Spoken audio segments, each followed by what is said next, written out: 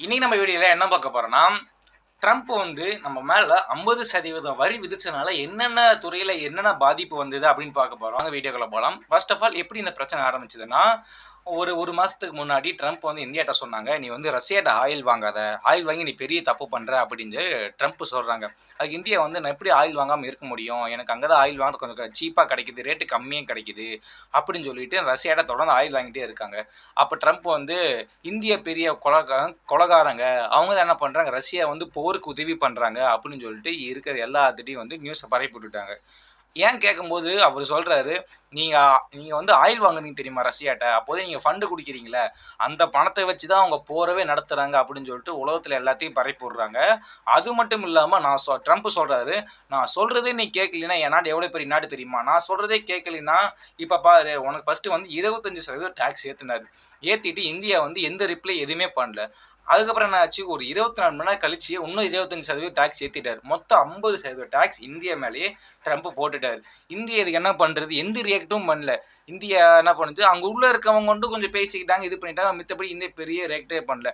India வந்து எந்த side போகாம கொஞ்ச நாள் அமைதியாவே இருந்தாங்க. அப்ப வந்து எந்தெந்த துறை முக்கியமா ரொம்ப பாதிச்சதுன்னா, இந்த வேளாண்மை இருக்குது, அக்ரிகல்ச்சரு, அப்புறமேலு இந்த பெட்ரோல் தயாரிப்பாங்க தெரியுமா? அந்த இடத்துல இப்ப வந்து ஒரு ஆயில் நம்ம வெளிநாட்டுல வாங்குனோம்னா, அது என்ன பண்ணுவாங்க, எது வந்து பெட்ரோலா போகும், எது டீசலா போகும் அப்படின்னு சொல்லிட்டு தனியா பிரிக்கிற இடம். இன்னொன்னு வந்து ஜவுளினா நம்ம டெக்ஸ்டைல்ஸ் இருக்கு தெரியுமா? இப்ப துணி போடுறது, அதோட நூல் ரேட் அதிகமாச்சுன்னா, அங்க இருக்க எம்ப்ளாயிக்குலாம் அமௌண்ட் குடுக்கணும். ஓனர் ரொம்ப பாதிக்கப்படுவாங்க.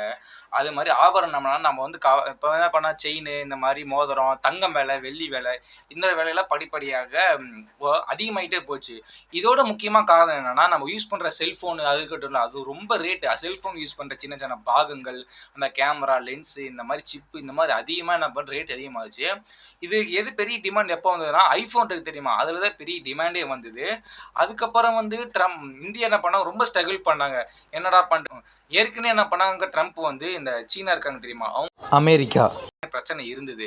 அதனால இந்தியா வந்து சரி இவங்க கூட கொஞ்சம் பேச்சுவார்த்தை வந்து இவங்கள்ட்ட பிசினஸ் பண்ணலான்னு போகும்போது, ட்ரம்ப் என்ன பண்றாருன்னா, "எப்படிப்பா இந்தியா நம்ம எவ்வளோ பெரிய ஒற்றுமையான கண்ட்ரி. நீங்க திடீர்னு எப்படி அவங்கள்ட்ட போறீங்க?" அப்படின்னு சொல்லிட்டு மண்டைய கழுவிட்டு ரிட்டர்ன் நம்மள்ட்டயே வர பார்க்குறாரு. பார்க்கலாம். அவங்க என்ன பண்றாங்க, அமெரிக்கால ஹைகோர்ட் என்ன சொல்றாங்கன்னா, நாங்க வந்து உத்தரவு போடுற வரையும் இன்னும் உத்தரவு போடல. நாங்க உத்தரவு போட்டா, இந்தியா வந்து இந்த 50% டாக்ஸ் மூலியமா எவ்வளோ பாதிச்சாங்களோ, நீங்க அத வந்து அமௌண்ட் ரீஃபண்ட் பண்ணணும்.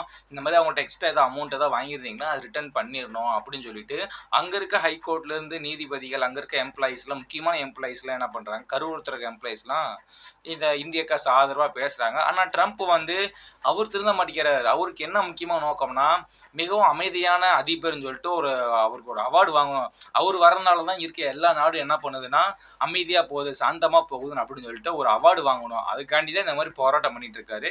இந்தியால அவ்வளோ பெரிய எந்த பொருளுக்கு விலை ஏறல.